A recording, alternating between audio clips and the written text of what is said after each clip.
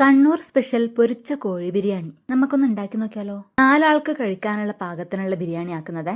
അതിനു വേണ്ട ചിക്കൻ കഴുകി എടുത്ത് വെച്ച് അതിലേക്ക് കുറച്ച് ഉപ്പ്, മഞ്ഞൾപ്പൊടി, കുറച്ച് മുളക് പൊടി, കുറച്ച് ലെമൺ ജ്യൂസും കൂടി ഒഴിച്ച് നന്നായിട്ട് മിക്സ് ചെയ്ത് റെസ്റ്റ് ചെയ്യാൻ എടുത്ത് വെക്കാം.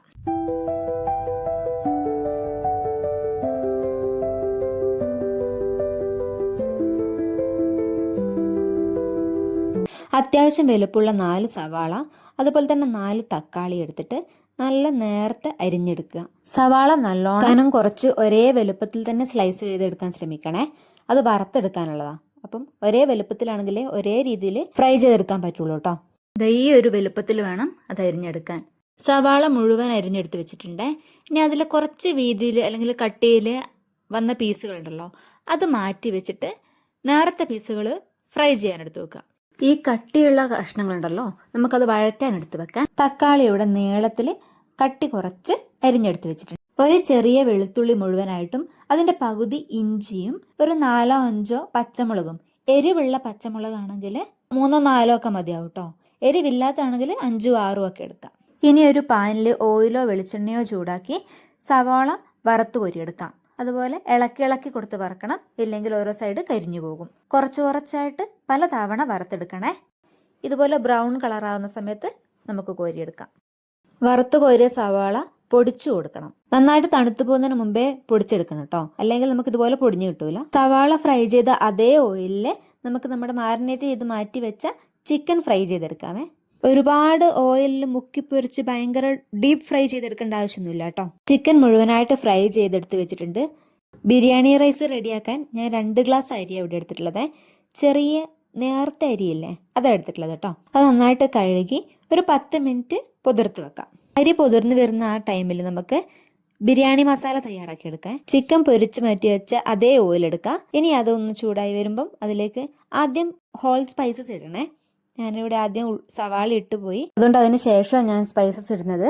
പട്ട, ഗ്രാമ്പു, ഏലക്കായ്, ജാതിക്കായ്, ഇത്രയാണ് ഞാൻ ഇട്ടിട്ടുള്ളത്. സവാള ചെറുതായിട്ട് വാടിയതിന് ശേഷം ഇഞ്ചി, വെളുത്തുള്ളി, പച്ചമുളക് അരച്ച പേസ്റ്റ് നമുക്ക് അതിലേക്ക് ചേർത്ത് കൊടുത്തിട്ട് നന്നായിട്ട് പച്ചമണം മാറുന്നവരെ വഴറ്റിയെടുക്കാം. ഇനി അതിലേക്ക് കുറച്ച് ഉപ്പും കൂടെ ചേർത്തിട്ട് നന്നായിട്ട് മിക്സ് ചെയ്ത് വാട്ടിയെടുക്കണം. അതെല്ലാം നന്നായിട്ട് വാടിയതിന് ശേഷം അതിലേക്ക് തക്കാളി ചേർത്ത് കൊടുത്ത് നന്നായിട്ട് മിക്സ് ചെയ്ത് അടച്ച് വെച്ച് കുറച്ച് വേവിക്കാം.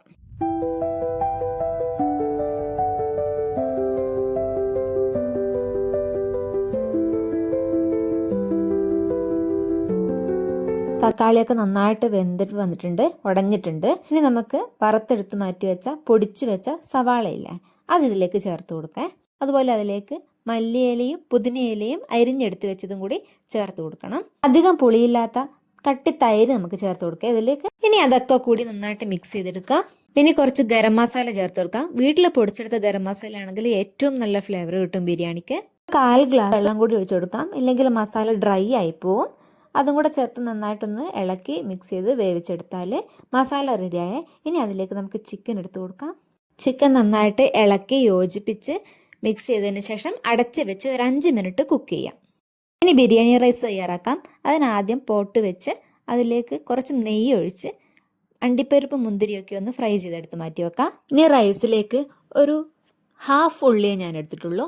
അത് ചെറുതായി അരിഞ്ഞത് ഒന്ന് വഴറ്റിയെടുക്കാം. ഒരു പട്ടയും ഒരു ബേ ലീഫും ഞാൻ ചേർത്തിട്ടുണ്ട്. അത് നിർബന്ധമൊന്നുമില്ല, അതും കൂടെ ഉണ്ടെങ്കിൽ വേണമെങ്കിൽ ചേർത്ത് കൊടുക്കാം. ഉപ്പിടാം. വെള്ളം ഒഴിച്ച് വെച്ച അരി എടുത്തിട്ട് ഊറ്റിയിട്ട് ഇതിനകത്ത് ഇട്ട് കൊടുക്കാം. എന്നിട്ട് അത് ജസ്റ്റ് ഒന്ന് റോസ്റ്റ് ചെയ്യണേ. ഇനി അതിലേക്ക് വെള്ളം ചേർക്കാം. ഞാൻ തിളപ്പിച്ചെടുത്ത് മാറ്റി വെച്ച വെള്ളമാണ്.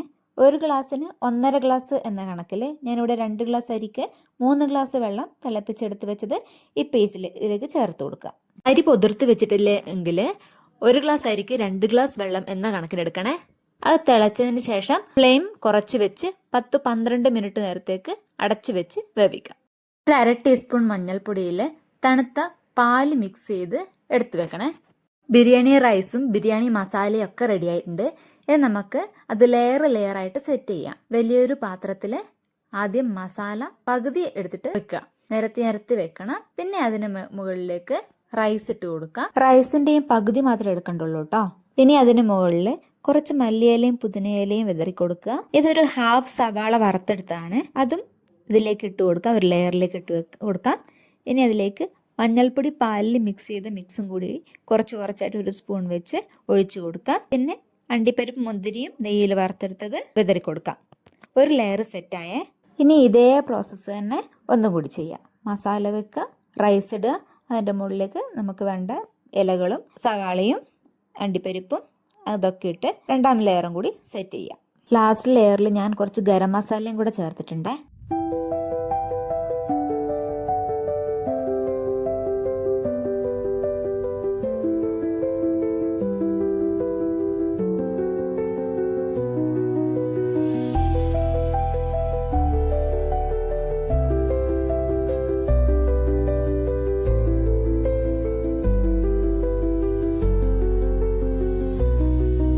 ഇനി നമുക്ക് നമ്മളുടെ ബിരിയാണി ലോ ഫ്ലെയിമിൽ നന്നായിട്ട് ടൈറ്റായിട്ട് അടച്ച് വെച്ച് ഒരു 10 മിനിറ്റ് വേവിക്കാം. അടച്ച് വെക്കുന്നതിനുള്ള ചെറിയ ഹോളൊക്കെ ഫോയിൽ പേപ്പറോ മറ്റോ വെച്ച് കവർ ചെയ്യണേ.